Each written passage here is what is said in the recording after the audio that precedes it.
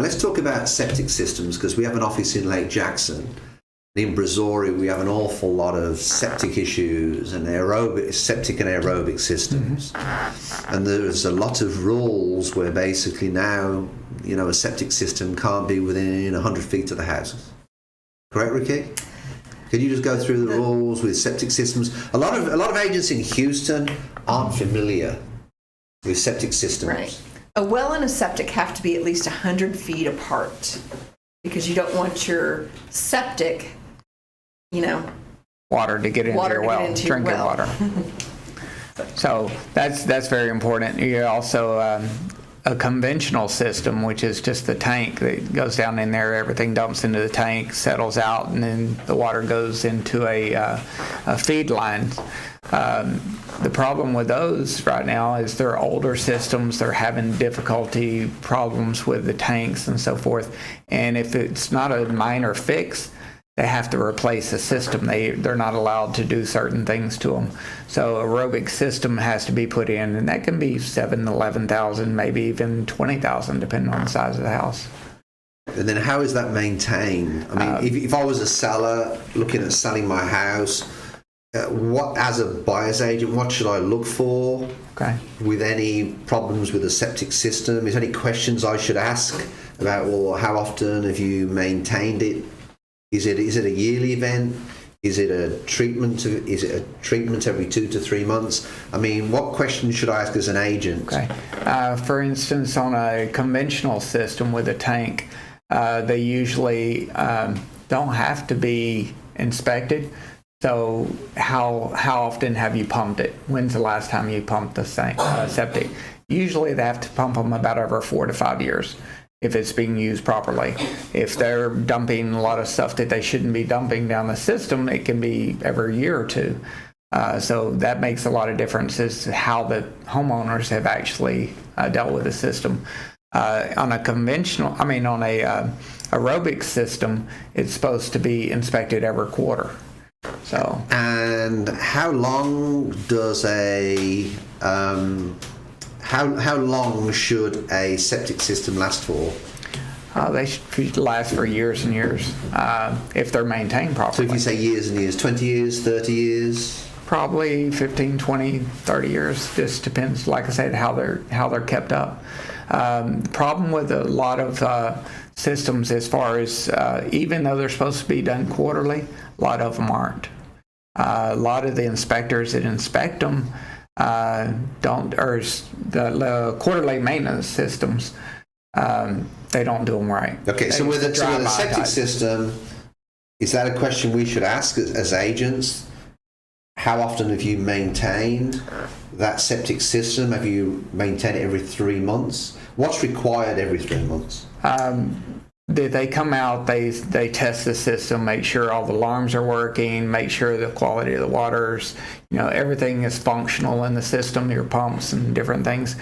Your tanks are looked at every quarter, make sure there's certain levels that they go through according to how many times. Are records supposed to be kept? Yes. As a seller, so the seller's supposed to keep a record that they have maintained this every 3 months? Yeah, there are actually tags on the system that tells you every time they maintenance it.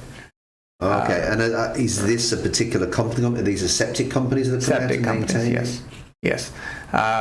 But like I said, a lot of times they do drive-bys. They just come in, sign the thing, go off. They don't really do a good inspection. So it's recommended, we always recommend our clients go have a septic system inspection, which is the full inspection, especially on a transfer of a house, because you never know who's doing that inspection and what the quality was. Do you think that a good buyer's agent would find out who the septic maintenance system is and ask them for a record? Yes. To see how. You definitely want to do that. And that gives that whoever's inspecting it, as long as you know who it is, has some liability in that, because they're saying it's in good shape and so forth. So if you're having issues with it, you can go back to them. But it's having your own inspection, full inspection on it, tells you a lot more information, and it'll tell you where the lines are set, if the system's big enough. I've had an inspection happened on one of our properties, and our inspector said it wasn't going to work because they did an addition to the house and added a master bedroom and bath to it. And when an agent was actually selling the house, that owned the house, said, "Oh no, that system's fine. We've had no problems with it. Let me have my inspector come out and look at it." So they had their inspector come out and look at it and say, "Oh yeah, it's fine." Well, the client moved in 2 weeks later, it was backing up, and it didn't work. So he calls us, and it's like, "Well, our inspector said it wasn't going to work." And he said, "Yeah, but the agent that owned the home said, oh, just use my inspector." And he come out there and looked at it and said it was okay. I said, "Well, it's kind of your problem now because you accepted that, but it happens." So very important to get your own and make sure that you know who it is. Right. They do a quality inspection. Absolutely. We've had a lot of problems with different contracts with septic systems down, in Brazoria. What are the areas that you feel are prevalent to that have got septics and septic problems? I mean, we have quite a bit down in Brazoria where the Lake Jackson office is. What other areas do you feel? I don't know that there's a particular area that I've found that has more problems than others, but I'm thinking we don't do a whole lot of work in Brazoria right now. But one of the things about that is depends on the water levels. If there's a high water table, then you'll have problems because it doesn't have a place to drain off to. Right. How about Montgomery and up them areas? Montgomery, we do a lot of septics. We do a lot of septics in there, but we don't have a lot of problems. It's more sand. So it does drain fairly well. Oh, okay. Well, that's an interesting point. And then also with certain types of loan, with certain types of loans, is well water a problem, or what do you recommend with water wells in relation to FHA and VA? FHA requires water testing, so we do water testing where we take samples of the water.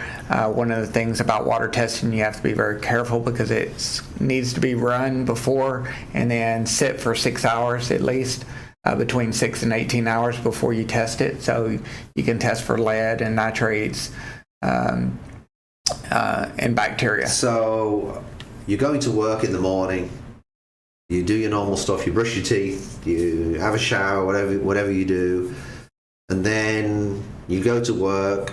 First rate inspections come in to do the inspection, and then you've got to let that water sit there for 6 hours? It's got to sit for 6 hours after they finish running it. So we really need to do probably an afternoon inspection. We come in and do the water testing before we run everything. Okay, and that's in VA and FHA, or just FHA? Yes, both. Okay, how long does it take for the lab tests? 3 days. 3 days for the lab tests? Yeah. Okay, so that's something that the agents need to be careful of and aware of, because obviously if you've got a 10-day inspection period, yes, that could be a problem. This is why it's important again to get a knowledgeable agent. Right, and we have to make sure that it gets to the lab within 24 hours cold, so it has to be on ice.